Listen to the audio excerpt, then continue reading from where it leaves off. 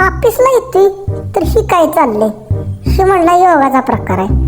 आईला म्हणलं जून महिना लांब आहे की र, त्यांचं बघितलं आपलं म्हणलं साईडला जावं. त्यात हे बघा काय करायला लागला काय कळत नसतं. टायर उचलून भिंगरी न्यायचा आणि हे तिकडे त्या चिखलात दडून दिशी दडकून टाकायचा.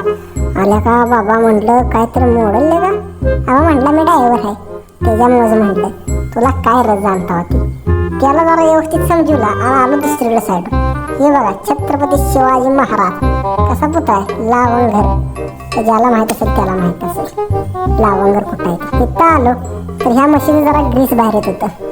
म्हटलं हे बी चेक करावं आणि इथं मला काय जरा 2 कुत्री होती. माझ्याकडे होता बिस्किटचा पोडा. धर बघू म्हणते.